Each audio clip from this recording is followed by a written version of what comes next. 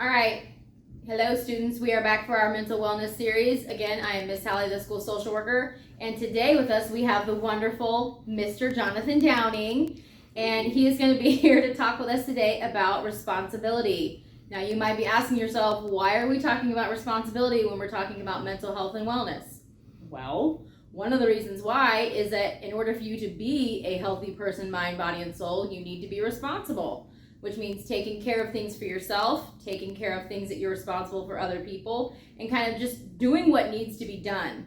So we're going to be talking about why it's important to be responsible, sometimes why it might be hard to be responsible, and what are some things that kids are responsible for. So Mr. Downing, in your opinion, why is responsibility important? Well, actually, when I think about that word, I do definitely feel like this is the time that people expect all of us to take that role, especially as a teenager. We look at someone that's older, someone that has gone through school, and that adults believe that students should know. They should be responsible. And a lot of times, have you ever heard that phrase, these kids these days, are they responsible? What happened to all of them? And even having teenagers in my own house, I think a lot of times we just think we want students to understand how to be responsible. And many of those things could be in the simplest of things, is taking ownership for something that you did wrong or that you did right.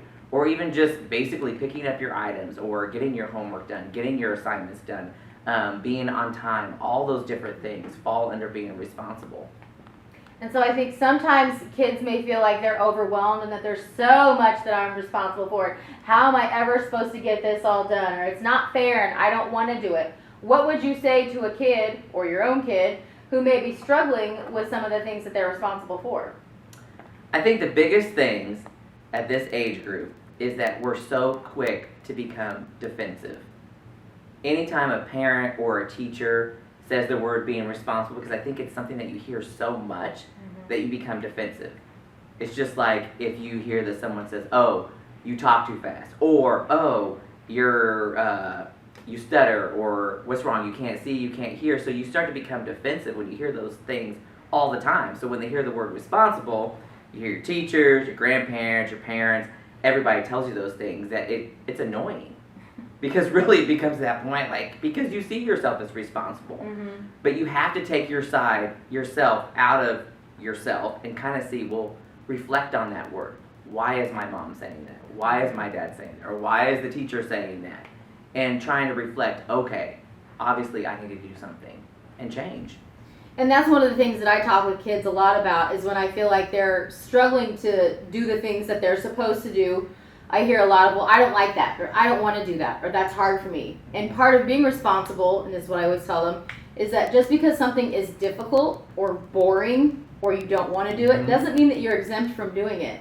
And that, like you had mentioned earlier, there's consequences for every choice that you make. You make good choices, there's good consequences. You make bad choices, there are negative consequences. So part of being responsible is that if you want good things to happen, you've got to be responsible and make good choices. Yep. What would you say are some of the things that you hear from parents or teachers or community members that they worry about kids being responsible or not taking responsibility for? I think a lot of times, as parents or teachers or just anybody that deals with teenagers, they really want to see teenagers be successful. And when they see characteristics of a kid not being responsible or really not taking ownership, that is a worrisome attribute that adults take upon, because they want to see you guys become adults and healthy adults.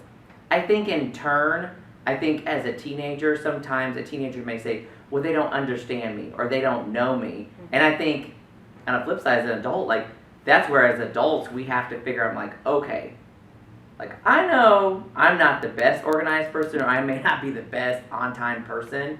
So I learned as an adult is to not be offended by when people say that, because I know who I am. But then I also learned as how to ask questions. Well, how do I need to be responsible for your class? Or what do you mean by that? Those kind of things. So I think it's also in turn as a teenager, you have to learn to kind of communicate that. This is what I'm doing and I'm trying, but what do I need to do to be successful in your class? Or what do you want? Well, and I think especially in high school, we're trying to prepare kids for the next stage. And so one of the things that I often talk with kids about is responsibility translates outside of the classroom and beyond as well. And so if kids, give me the rigmarole of, well, I don't do well in algebra because I don't like math and I don't like the teacher, how is that going to translate when you think you're going to go out into the workforce? Do you think that any job is going to be rainbows and cupcakes every day? It's not, and you're going to be frustrated and disappointed if you think so. So trying to establish these habits and patterns of being responsible and doing what needs to be done and taking accountability for what you say and what you do, I think that those are really good traits and patterns to establish now so that when they do hopefully graduate, that they have those things ingrained in them and can take them outside of school as well. Yeah, I think that's very important. And I think the biggest key of being responsible is communicating. Because when we don't communicate, either on the student side or on the teacher side or the parent side, that is where it becomes difficult and lax. Because everybody, I don't care how old you are, there's going to be one area in your life throughout the week or day that you're going to be irresponsible, but how do you fix it? That's really the biggest key. And who is it affecting and how is it affecting? And that's the important thing. It's not all about you, I'm sorry, but it's about us and how can we make things better and how can we be productive, Absolutely. I am all about solving problems and not just admiring them. So when we're talking about being responsible and communicating, one of the things that I often have kids tell me is like, well, I didn't do that assignment because I didn't know how to. Well, did you communicate that to your teachers? Did you ask for help? And I hear this, if I had a nickel for every time I've heard it, I could probably retire, but I'm scared to ask for help. People are going to make fun of me. But if someone else were to ask a question or ask for help, I would never think badly of them. So it's this really strange dichotomy that they think everyone's judging them, but they would never do that to somebody else. So part of being responsible is doing that communication. And especially nowadays, I feel like kids have it even easier because you can email, you can text, you can Zoom, you can talk to them in person, you can call them on the phone. There's like 7 different options to communicate and be responsible to try and solve these problems, rather than just to throw up your hand and say, I can't do it, I don't know how, I'm just not going to do it. Because that doesn't really solve the problem. In fact, that usually just creates more problems.